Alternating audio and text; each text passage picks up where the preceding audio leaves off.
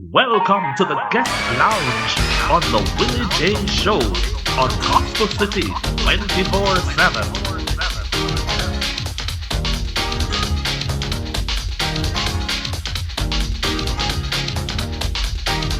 Be entertained, informed, and edified on Saturday morning's talk radio show, the Willie J Show on Gospel City 24/7. And now,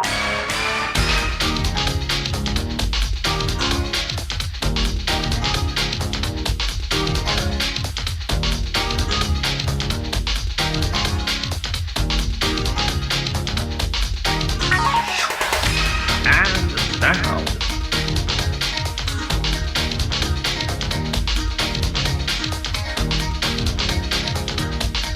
and now, with today's guest, here is the man himself, Mr. Willie J.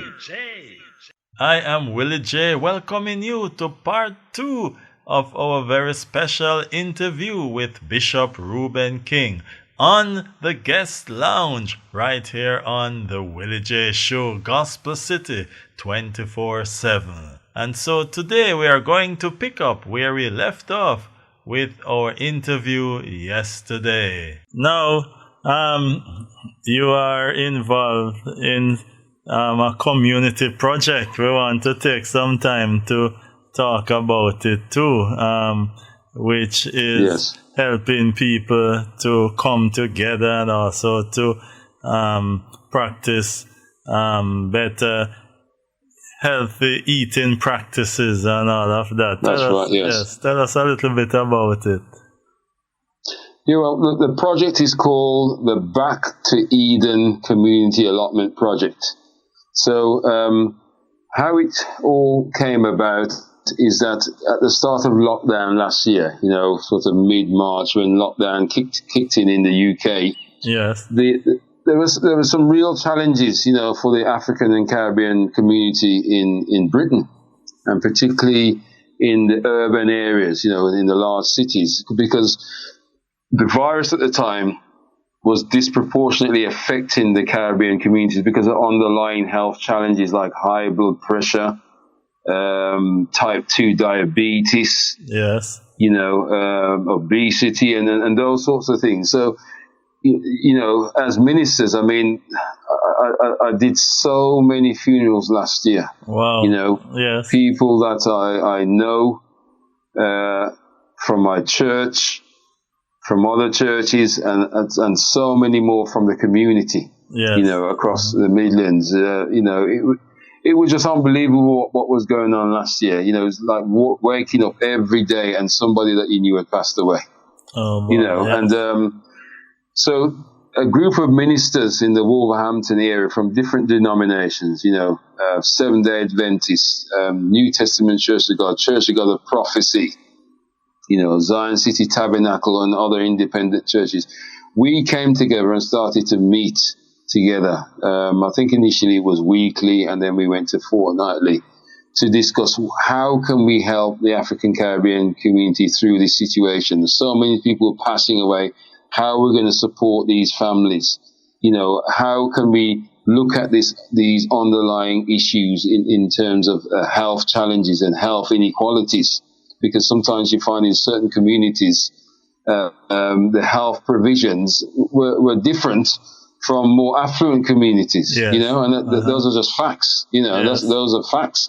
In the UK, maybe likewise in Jamaica, you know what I mean? So we started to have these discussions, and then this led us to have meetings with the chair of the Royal Wolverhampton Trust, the New Cross Hospital. Okay. And then we called the Director for Public Health in Wolverhampton into a meeting as well. And we started to ask them some challenging questions, and then we decided that we would form a terms of reference, and we call ourselves Churches for Positive Change. Okay. So at the time there were obviously discussions about the vaccination, and we were learning more about the virus and social distancing. when we started, not many people were wearing masks, Okay. So, and then all this we were learning. We were all on a journey, I suppose, as a world learning together. Yes. But we were meeting on Zoom and having these meetings and really getting ourselves organized. So we started off by having some Zoom workshops on healthy eating, on mental health, on how to take care of your finances, because people were losing their jobs, going on furlough. Yes. So we were looking at those sorts of issues, exercise, and and that, keeping fit. And out of that, really, and that discussion about this, this ongoing health issue and tackling these health inequalities, came this idea of an allotment project, which I don't know what we mean by allotment in the UK. I don't know if you have them in Jamaica, but, the councils in various cities provide spaces where the residents can hire a plot of land for a sum of money per year. And that is exclusively to grow produce, fruit, vegetable, flowers, that sort of thing. Because over here, some people wouldn't have large enough gardens. Some people don't have any gardens at all. Yes. They might live in an apartment, and they wouldn't have anywhere to grow produce. So the councils across the UK provide these allotment plots.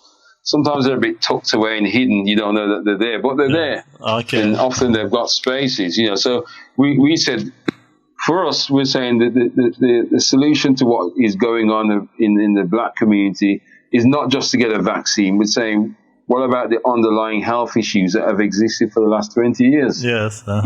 So we said we need a project to really raise the awareness of these health issues and actually do something about it. So we began to inquire of the council about the allotment plots, and we found one where there were 2 vacant plots that had been derelict for years. Yeah.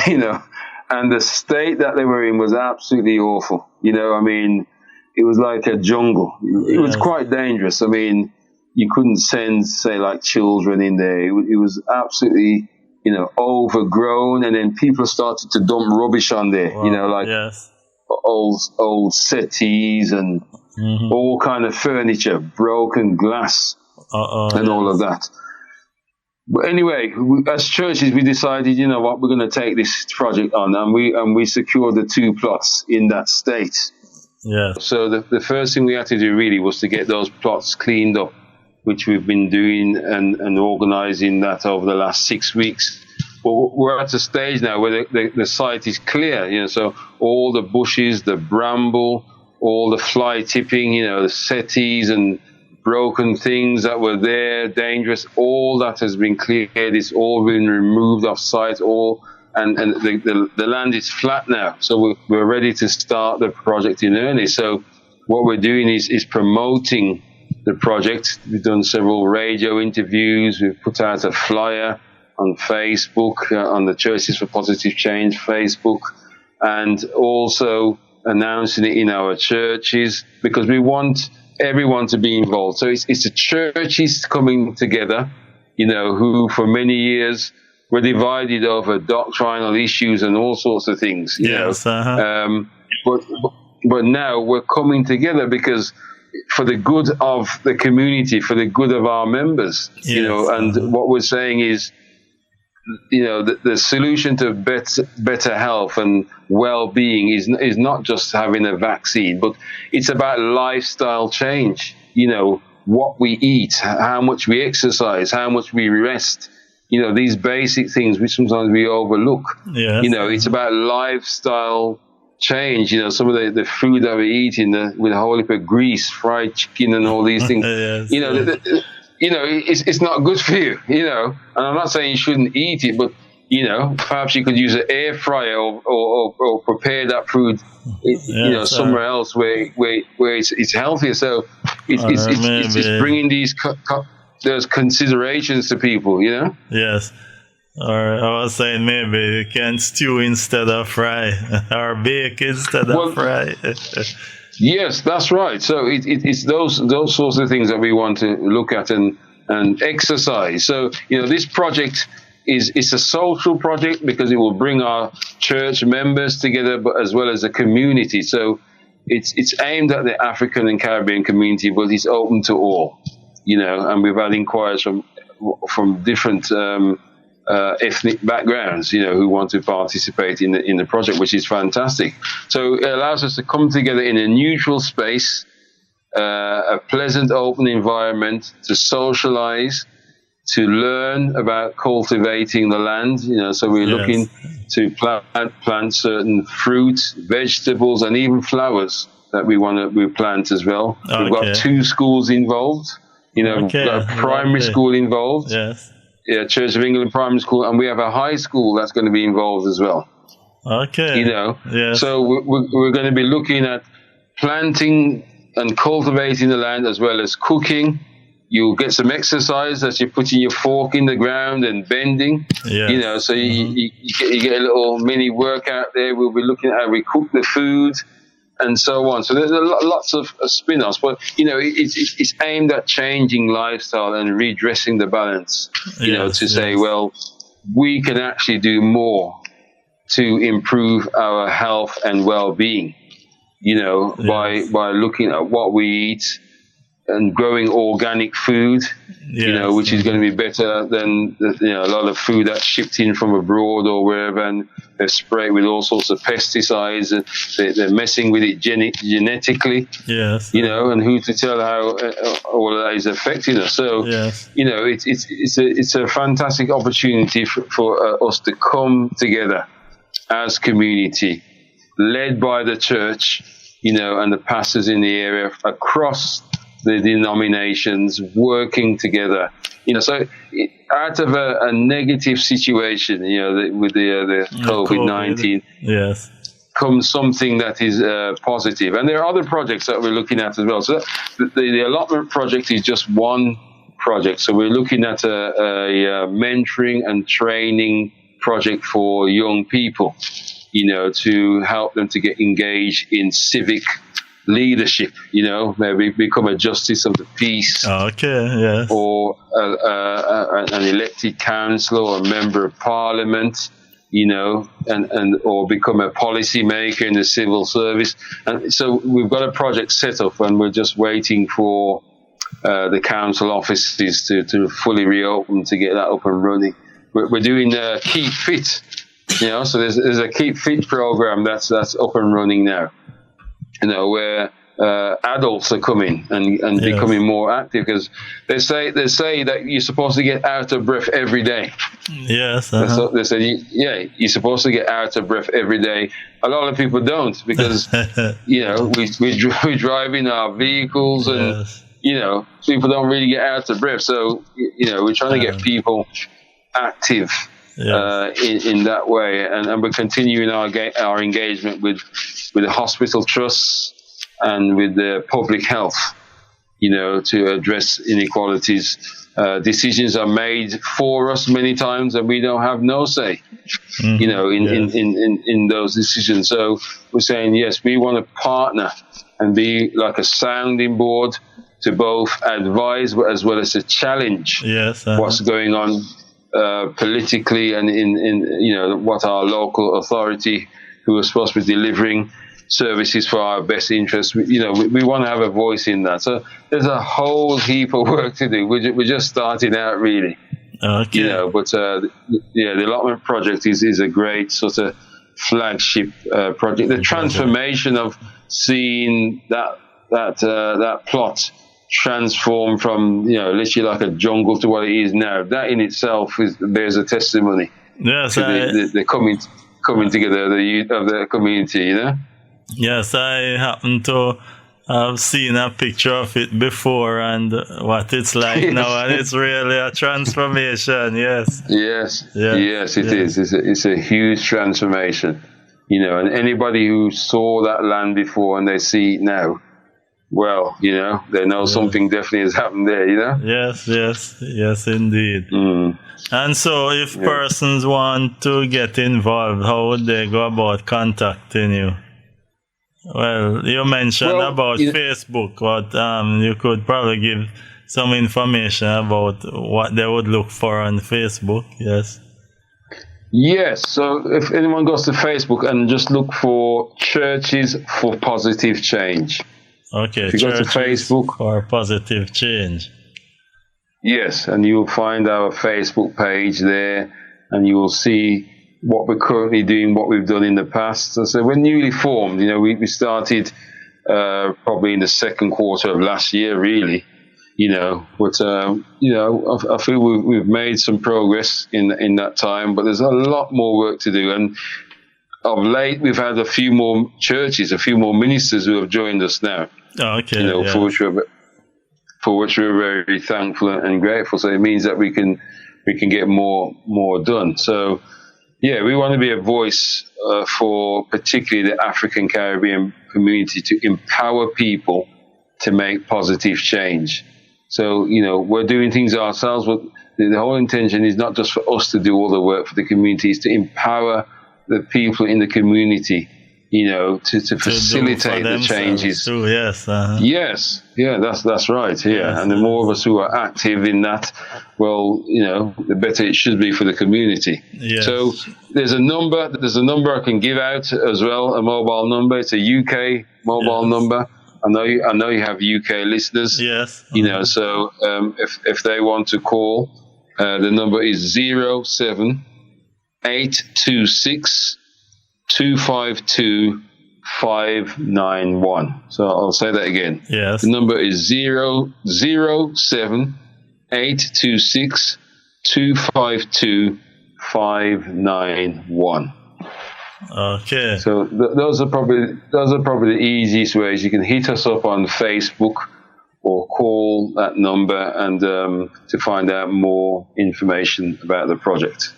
Yes, very interesting and very important project too, helpful project. It's a project that it is. Yes, will take people into a new lifestyle, a healthier lifestyle. Yes, definitely it will. Yes.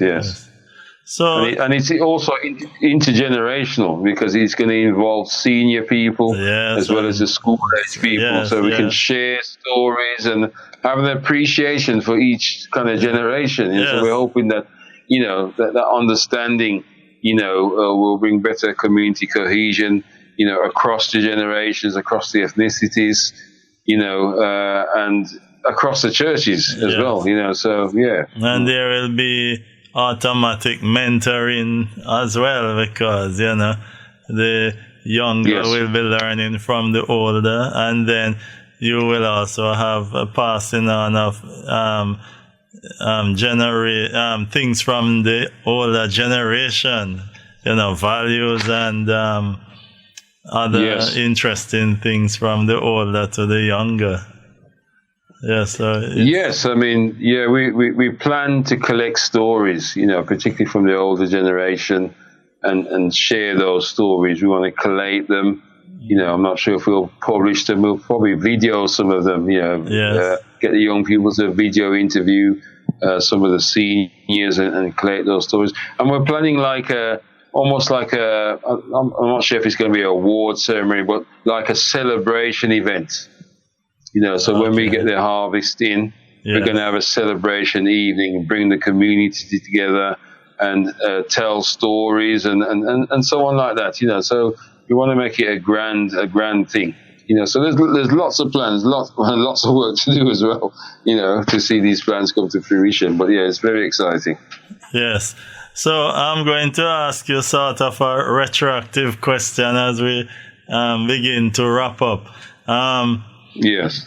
We have talked most of the way, but I will put in some music along the way. So some of the songs you have produced, which are some of the more memorable ones to you that you would want me to play as we go through the program here?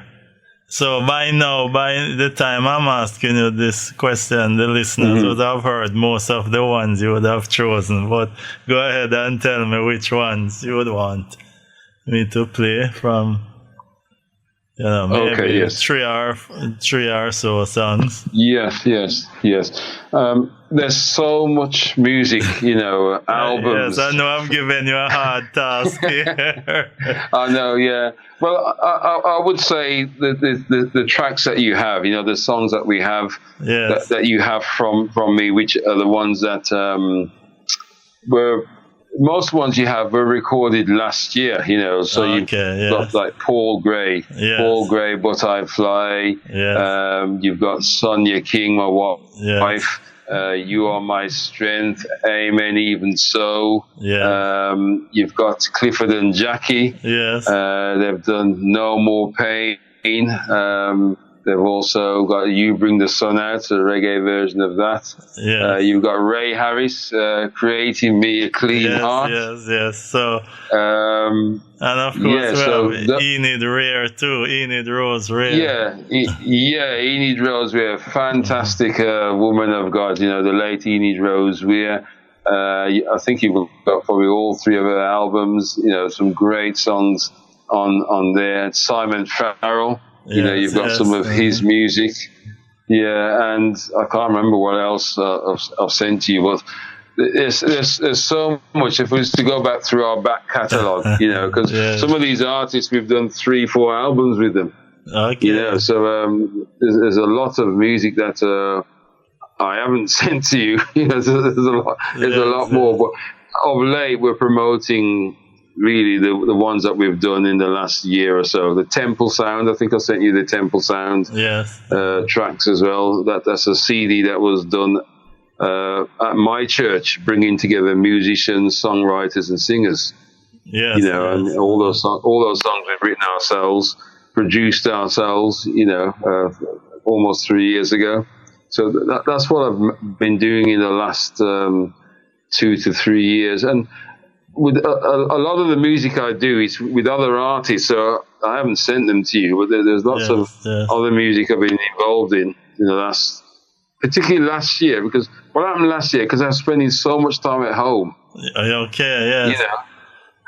So that's because we were told at one point you only go out once a week to do your shopping. So that's what we were doing over here. So I'm at home, I'm phoning the brethren and putting the service together for the weekend, and we're doing all those things, but I'm at home and I've still got time on my hands. So that allowed me to get into the studio and start producing some music, because because a lot of music was produced last year compared to the last few years where we may have done one project on the road and all of that. Yes, that's right.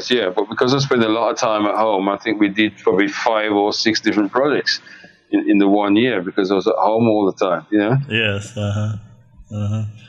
Okay, so I will be playing some selections along the way, and I'm sure our listeners will enjoy them. They have been hearing them, no doubt, but they will enjoy listening to them. If you were to leave a word of advice as we close to some young person who is getting started in life, they're looking at choosing a career, someone who knows the Lord, and they're wondering where to go, how to get started, what would you say to them?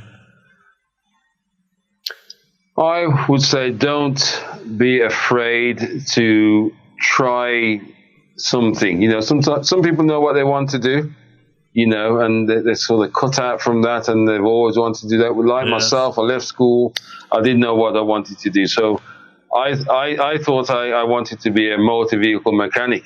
So I thought let me try that. I did that for a year, and I thought, no, I'm definitely not cut out for this. So I had to take a different path. Music was always there. Just making a little mischief here to say the clanging sounds from the motor cars weren't making the type of melody you wanted. No, and especially when you kept I kept cutting myself, and trying to undo a bolt or something, and my hand slip, and then I gash my hand, and I'm under the car, things dropping off and licking me in my head and all that. So I thought, no, I'm not cut out for this. As much as I had interesting cars, but I said, I'm not cut out for this. So I had to branch out and do something else. And, that path led me to university. I had no plan to go to university. But when I started to look into other avenues and push myself, I ended up going to university. Which, as I said, I didn't plan to. So I would say to young people, sometimes you're not sure, but it's better to do something than not to do anything. So one thing I was always doing something. I never took a year out. I'm not saying you shouldn't do that because it's appropriate times to do that. But, I was always doing something, always studying, always looking into something, and I would say, beyond studies and things of that nature, I would say invest in yourself. Take yourself, seriously, invest in yourself. We spend money on good clothes and other things, but sometimes, we wouldn't invest in educating ourselves or trying a small business venture. There might be an opportunity to do something. And a lot of us, whether it's your career or even in ministry, a lot of people are sitting around waiting for handouts. Yes. I would say get up and do something for yourself. Start with what you've got, and what I've discovered is that as you invest and you start a journey, God joins you on that journey. Because really and truly, God's waiting for you. Yes, indeed. Yes. Many times we're waiting for God, He's going to send somebody with a word of prophecy, or He's going to send a check in the post or some money, or some sign in the sky, so that then we'll know. All of a sudden we will know. Then when we see the star appearing. Well, it didn't work like that for me. It was trial and error. I can't say I had a word in that way from God. I tried something. I discovered that I like recording. I like music. Yes. And but I had to invest in it. I didn't go around with a begging bowl. I hard-earned money. Myself and my wife, we saved up and we bought a microphone. We bought a 4-track cassette recording machine, and so on. And it just started from there, And the more we got into it, the more we found ourselves investing. Yes. As I'm sure now, no doubt you have, Wilton. You're running a radio station, so you got to have equipment and gear there. I'm sure nobody donated it to you. No. You have to go out. You have to go out and acquire it. Yes. You got to put your money in your pocket. Yes. And I think that's where some people stop when it gets to that level of commitment. What if it doesn't work? Well, if it doesn't work, it doesn't work. You can try something else. Yeah, sure. Or you can tweak it and get it to work. So, I would say to young people, work hard,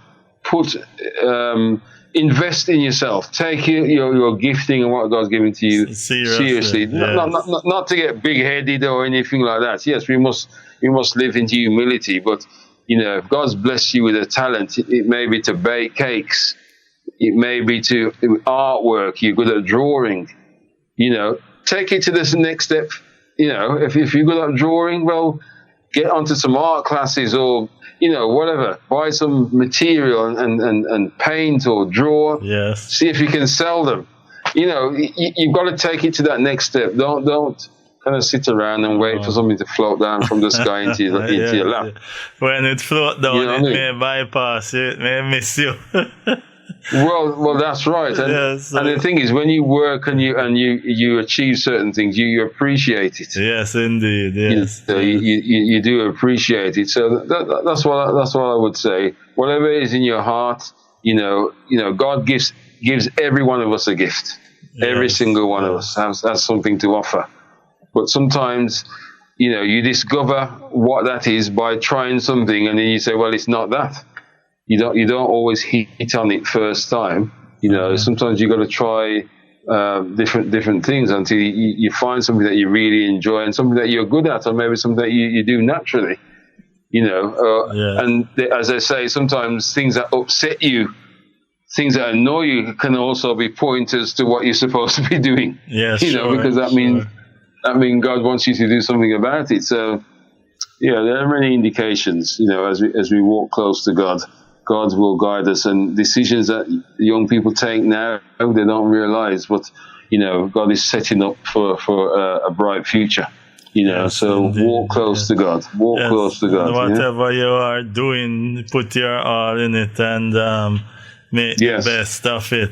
Because I love being someone who loves music. I used to purchase a lot of CDs and have them for my personal listenership, and those CDs became a catalyst for starting the station. When I was to start, I had those to fall back on, to start out with, and then to get other music from the as we went along. So we should make the best of each moment.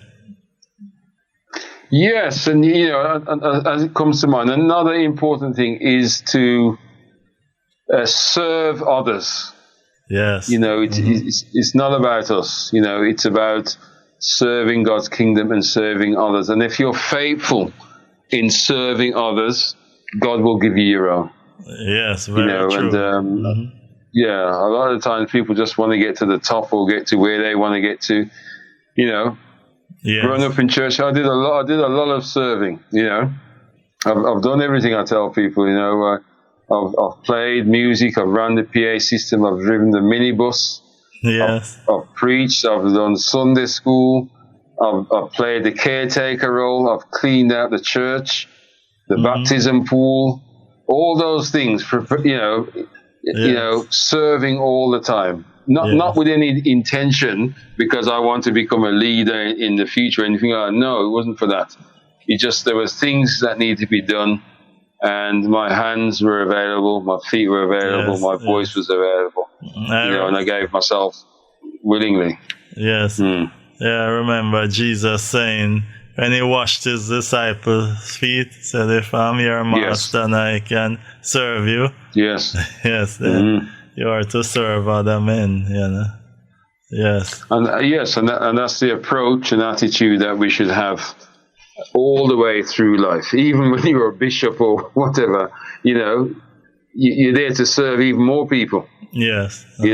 So that's my role now, is to serve even more people than I served in the past. Yes. With the responsibilities that I have. And in many respects, even the music, that's what we do. Because we produce a little of our own music. Most of the music we produce is to serve other people, to get their music out. Yes. Yeah. So it's all about serving and being faithful in other people's ministry. And God does return a blessing in many ways. When we're faithful in that way. So be faithful. And invest in yourself, Yes. Invest in yourself and your interests, Yes. Well, I really thank you so much. This has been a wonderful, very wonderful time spent together, We have talked about so much and have left so much for persons to learn from and to be blessed by. So I really want to thank you, Ruben, Bishop Ruben King, for spending this time with us here on the Willie J Show. And we hope to hear from you in the future. And yes, it's been my pleasure. It's been a real honor. Thank you for inviting me onto the Willie J Show, Brother Wilton. I've enjoyed the time sharing with you. There's so much more to say. There's lots more stories to tell. And, maybe next time we can do the reverse role. I can interview you because I'm sure the listeners, want to know who is this gentleman behind the Gospel City 24/7 radio station. Yes, I'm sure that's a question in a lot of people's minds. So Yeah, maybe we can do the reverse. Yes, you know, yes, and then I'll let you interview me the next time. Yes. Yeah, I'll do that. Yes. That would be a blessing and a privilege. Yes. Okay, so thank you so much, and the Lord bless you. God bless you too, sir, and all your listeners and their respective families. Okay. 24/7. Day and night. 24/7. Sleeping or awake. Gospel City. 24/7.